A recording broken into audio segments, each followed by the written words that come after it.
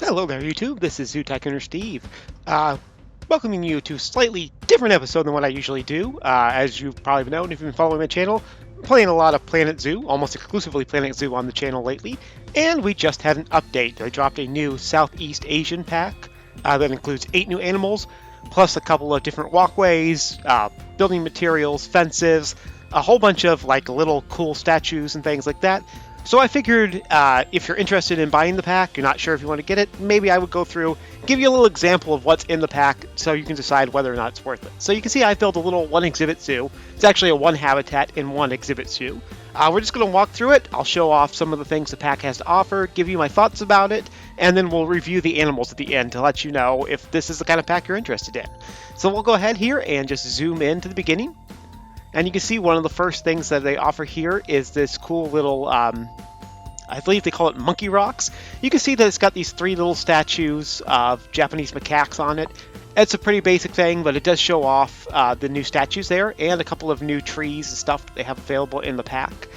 They've got a lot of good foliage and fauna here. You can, it's one thing I really do appreciate back as I walked around. Moving on here, you can see they've got this preset, I believe they just called it a, East Asian flower pagoda. And you can see a lot of the building and construction materials. We got these terracotta roofs that they've added in, the sort of faux Chinese fencing, or a lot of red pillars and stuff. So if you kind of want to go with like a Forbidden City look, that's for you. The plants in the middle, those are actually things that were in the earlier packs, but these lanterns are brand new and they look quite spiffy. Moving on, we'll head to this Panda Statue. You can see that in addition to being in red, we also have teal versions of everything else. So if you don't want to make it quite so extremely, Forbidden City Chinese, that's fine for you. I like this little shrine. They did a good job of putting these little bananas in there to make it look like so people are leaving offerings to the little panda. And if you flip around over here, I'll show you they actually do have that panda statue in 2 sizes. They got a mama panda and a baby panda statue that you can go ahead and put together however you want. These building materials are also new to the pack. It comes in this color. There's also a lighter, like light white version of it. I'll show you off that in a moment. And they've got this, you can see on the flooring there, they've kind of got this dark cobblestone that I really, really like. I'm looking forward to be able to build a lot with that. Moving along to the other things they have, you're going to get another pre-built structure. This bamboo, I believe it's a new bamboo type. And then they just kind of wrap that terracotta roof, which they also have in teal, around it for the edges. So I thought that was a good way to show that off. Let me show you some of those statues I was talking about. We got those 3 macaques from earlier. And they also added these red pandas. Red pandas have been in the game for a while, but these are brand new statues for them, or at least new to me as far as I can tell. And I think they look great. I can't exactly tell what the difference between these 2 is. One's a little bit bigger, I guess. If you look at it, one's bigger, one's smaller, but they're in the exact same position. But then they got these guys, and this one looks like he's eating a leaf, so that's pretty cool. Okay, moving on. You can see I've built a little exhibit house here. Maybe inside here, we've got our new exhibit animal, which is the Asian leaf insect. Unfortunately, we only get an insect as the exhibit animal. We don't get any reptiles. You can see one right there, if you see it in the back there. I've built this exhibit using one of the other construction materials, this green bamboo. It looks like it's pretty much that same wooden structure or wooden building material we get at the very beginning of the game. It's just kind of painted green, so there's not a lot there. There is also a like light yellow, light tan bamboo that you can get and use, but I'm not overwhelmed by that. I think the stone, the 3 different types of stone they give us is much better. In fact, speaking of the stone, you can see I've used that to build some of the steps here to make the little entranceway for it. So you can kind of get an idea of what that is with these different sized cobblestones or whatever we call them. Very nice. Also, obviously, we get these statues of these Chinese dragons here.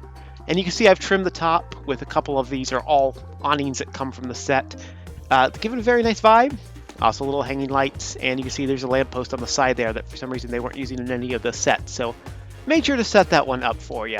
Let's turn around here, and you can see what they've got. A couple of, just built a little area here. There's a little fan you can put down, a couple of different baskets. There's more of that fencing from earlier. They also have these planks, or whatever we call them, blankets, whatever. A couple of like 4 different designs based around those. It's a nice little cart we can put down here. Here's another one of the planks that you can put down with a crane on it. Moving along to our new exhibit, it does have one of the new animals in it, which is going to be the bassoary. If you don't know what these are like, I can never say these right. Baburusa? Comment in the comments below if you have a pronunciation guide. But they're like these large feral pigs then. The males have these weird double tusks. Those, of course, both female. I was going to show off the tusk, and the male was not around. Here, piggy, piggy, piggy. Well, anyway, as long as we're in here. Oh, there it is. So you can see they've got those weird tusk horns that almost poke through the middle of their head. So they're really cool to look at. They are a nice animal. In here, we've built them a little bit of a shelter. So I'm going to go ahead and show this off. You do get this, like, up-down wall. I'm sure there's a better, more scientific word for that.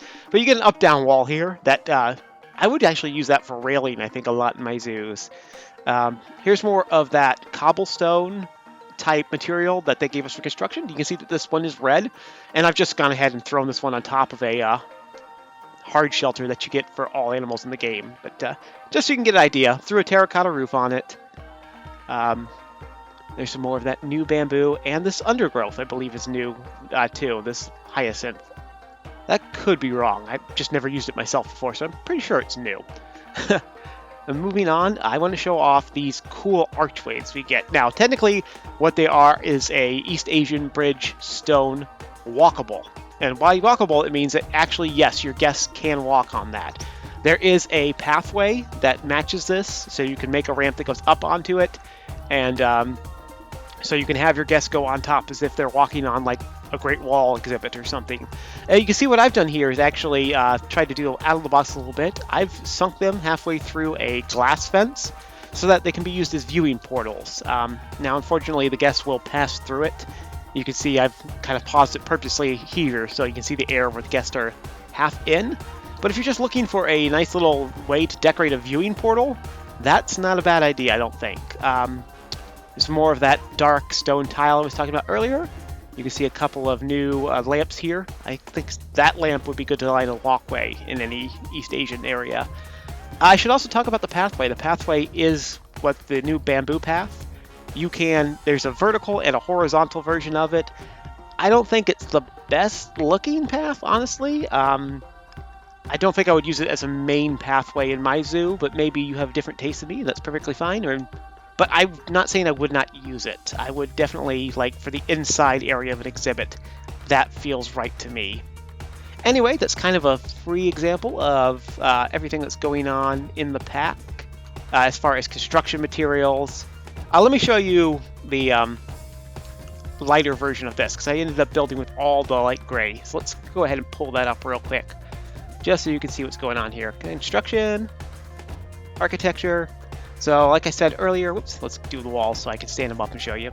So we have that green bamboo that I built the exhibit area out of. Of course, we also have this style of bamboo. You can tell that one looks probably a little bit better, just because that's what I think of when I think of bamboo, kind of the dead, dried out version, unfortunately.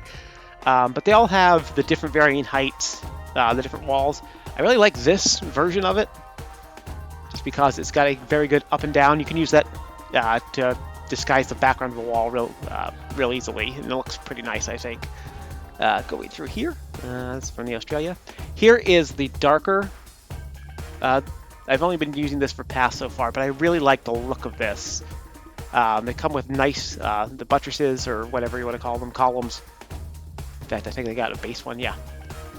So you can kind of see what that looks like. I think that would be really interesting to use in a lot of exhibits. Like, I could see that using in a lot of like big cat exhibits for some reason in my head. That's where I'm going. Further on, I do want to show off. Here's more of those up-down walls, and here's more of those cobblestones. So you can see we have it in white, we have it in this red.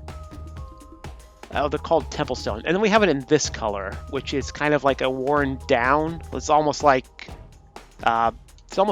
this stuff, but it's been like sun exposed and worn down a little bit. So if you want to give it more of an ancient feel, definitely a viable option for that. And it looks pretty good. I'm really happy. Not happy with the bamboos, very happy with the stone that they give us in this set. Let's talk about our animals now. Like I said, we have 8 new animals, including one exhibit animal. That exhibit is that leaf insect, which is pretty big. You could tell, you could find it real quick when we went to look it up. Oh, is it not loading right now? Of course, it's not going to load right now. Let's see if the animal trading... okay, let me do a quick refresh here. Alright, let's go ahead and actually take a look at those animals now. So, we've got, first of all, I can never find this one. It's like Mongolian or something like that. It's in here, the leaf insect. Yeah, giant Malaysian leaf insect. So you can see these guys, pretty cheap, you know, what you would expect for a leaf insect. They were pretty good size. You could actually see them in the cage, which is good. They are an insect, so you're going to have the problems where they breed so much. They're going to get their cage super dirty. So if you're going to put the exhibit in, you're going to have to keep an eye on them and work pretty hard. Look great. No problems as far as I can tell, having run them. Still, watch out because they are an insect. And they're not super popular. Let's face it, nobody goes to the zoo because they want to see the giant Malaysian leaf insect. Tough. That's what it is. But what about the animals? That means there's 7 more to get. We'll go ahead and just go through them one by one just so you can review. If I can remember what they all are. I should be able to do this. I believe the first one is going to be our Barbosa. You've actually seen that before. That was the species I put in. There it is. And like I said, they are just kind of like a large pig species. They've got those very interesting tusks. They're a really good one. You know what? Let me go ahead and go through the Zoopedia. That way I can talk about what features they need and don't a lot easier. That's a better plan. Okay, so you can see them here in the large picture. What do they need? What are they good with? These ones don't get any benefit from other species, unfortunately. They use kind of standard herbivore animal enrichment items. They do have a pretty small size that they need, so they do make a good opening exhibit to your zoo if you're thinking about putting them in, like I did with this one. Next one up, you do get the Binturong. I love Binturongs. They're amazing. You might call them bearcats, particularly if you go to the University of Cincinnati, but they're Binturongs. They're a great arboreal species. They kind of look a little bit like a weasel. Let me switch to the general information so you can see them better. They're kind of like a big badger that lives in trees. Best thing about them, they smell like popcorn. Hand to God, smell like popcorn. I've been downwind of one before at a zoo. Absolutely, they do. I don't believe they get any... oh, they do. They get the Malayan tapir and the sun bear. So... those are a preview of 2 animals we are going to look at. Definitely, I've played with them a little bit. Didn't build them a full exhibit here. I just kind of wanted to see what they would climb and what they wouldn't. This is probably the animal I'm actually most excited about, even though there are obviously ones that are probably a little bit happier. Or a little bit, not happier. Why did I say that? Probably ones that are making you a little bit happier when you think about them, including... oh, I thought I had the snow leopard there. That was a clouded leopard. Don't worry about that. Don't worry about that at... Alright, next up on the list is the Dole. Dole doesn't benefit from being with any other species. It's because they're kind of predators. I don't really know a lot about these species in and of themselves. They kind of look like a weird, almost a fox. I think the main thing you can take away from them is that they need a huge amount of space. So, be aware of that if you're really a Dole fan. I'm not even sure I'm pronouncing that correctly. Just be aware of that. They're going to take most of the same things that your foxes and your wolves are going to use. I keep saying foxes. There aren't any foxes in the games, are there? No, but the wolves, pretty much the same thing. Blood scent marker, small ball. So if you got that unlocked, you've got them all ready to go. Pretty interesting little animal. They're not that big.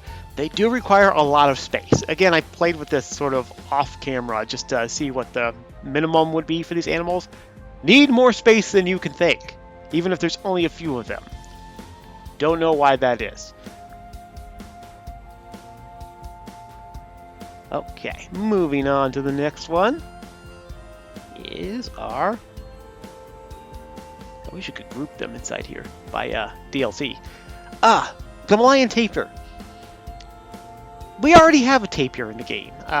This one's a little bit more endangered. It's got a more interesting coat pattern, but I really can't find any major difference between them and the tapirs we already have. So, why I do like them, I think it would be better if you could put them in with like the other tapirs. Unfortunately, you can't, so that's not super great. You can put them in with the Indian elephants and the orangutans, also the Binturongs and the Proboscis monkeys from this set. But there's no real super exhibit. That one's kind of a bust to me. The Proboscis monkey, however, which goes with the Indian elephant and the tapir, really don't see myself building an exhibit with all of them, because I feel like with ape species, I would always keep them alone. But they're a really good species. They're really fun. They've got those huge noses. They stick out, so you want to look at them. They're endangered, so that they're going to be very popular with your guest. They don't require that much space.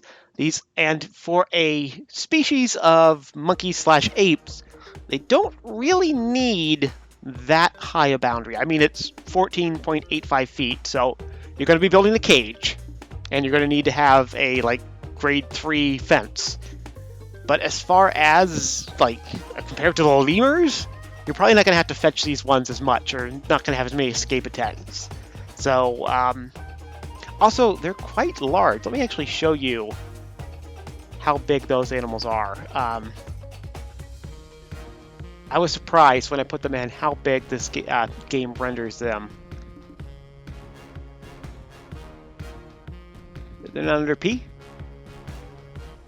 Oh, they are under P. I just haven't scrolled down that far. There you go. Okay, let me grab a Proboscis monkey. I'll have to buy one real quick, I guess. Woohoo! Oh, let me get rid of the Proboscis. You had to uncheck both. Oh, I thought I had grabbed it. Proboscis? Yeah, I have. The hootie hey. Confirm. Oh, I haven't confirmed it. That's right, I gotta do that now. Let me grab one real quick.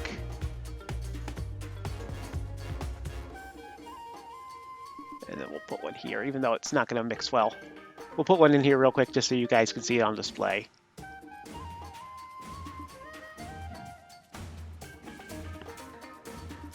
Anytime. There it comes. There. So you can see that compared to their, about knee height when walking on all fours. So you can actually see these from a much greater distance than you could like a lemur. I guess that's the main thing I wanted to impart with this little demonstration, is that they're actually pretty visible, and you can tell that big snout from even a great distance. It's right there for you to see. Pretty good looking model, really. And they have all the climbing features that you would expect from an ape or monkey species. So definitely one of the ones I'm more excited about.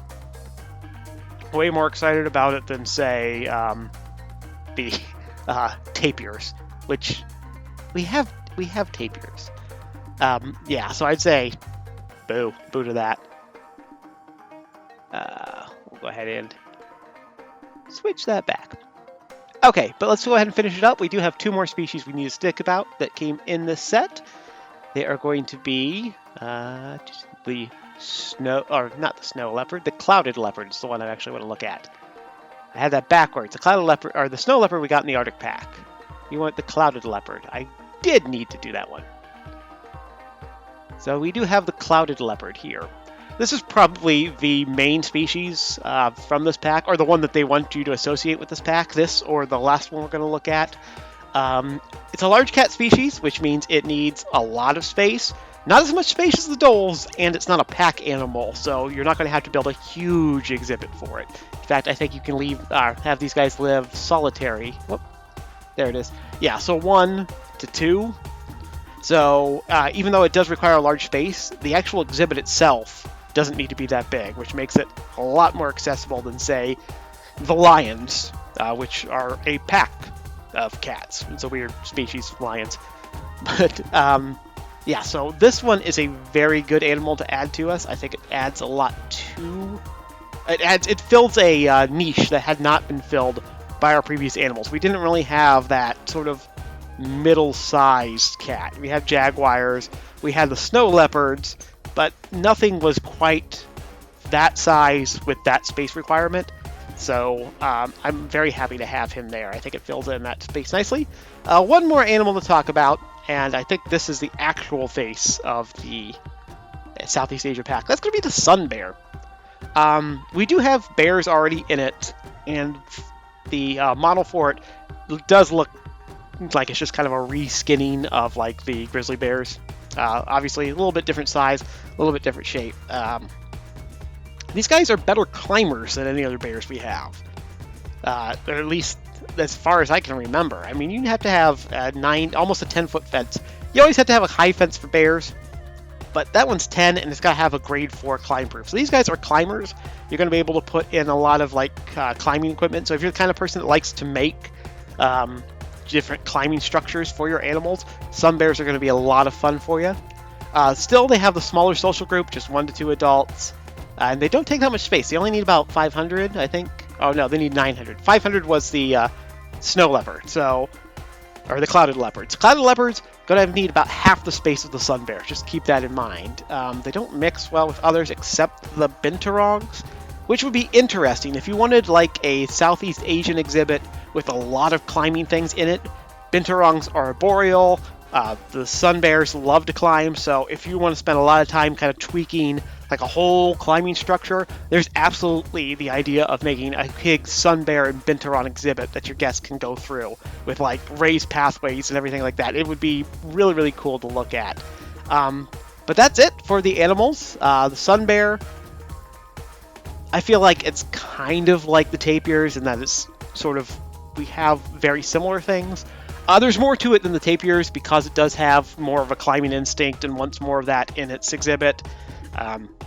But ultimately, I think the big winners from this, the 3 species that I think are really, really going to be good for our zoos going forward, it's going to be that binturong, it's going to be the clouded leopard, and then I think the proboscis monkey. I think that gives us... I think with the clouded leopard and the proboscis monkey, we're both getting sort of middle-sized animals so that we can build slightly bigger exhibits that people can see. And then I just think the binturong gives us just an arboreal species that we don't really have anything that lives in the trees. I mean, obviously we had the monkeys that climb up there and go down, but they all kind of want to nest on the ground. So that's the first one I can think of that nest in the trees. So that's kind of the quick review. I was able to show you at least some of the building materials, some of the species that you're going to be able to encounter. I think it's like $10 additional if you want to add this onto your main game. Personally, I would think it's worth it. There are 1 or 2 animals that I'm not super excited about, and I'm not a big fan, like I said, of that bamboo. I think it's a little plain, both the bamboo path and the bamboo building materials, but the stonework we get from it is exceptional. A lot of good little statues and little things that you can plant in the way. And we already have some Asian animals in the game that benefit a lot from the scenery. Like we already have both red pandas and giant pandas. Both of those you're going to be able to make sort of more themed or just sort of more decorated exhibits now if you add this pack. So overall, I think it's worth the little bit of extra cash. But you can decide for yourself, and I hope this video helped you do it. If you like this video, go ahead and give it a thumbs up. If you like the content in general, the soothing sounds of my voice, the way I always know exactly what word to say and never stumble at all when trying to think of things, go ahead and click that subscribe button, give the bell a little dingle, all the stuff YouTube wants me to say to get my algorithm up. Other than that, this is Zoo Tycoon Steve saying goodbye.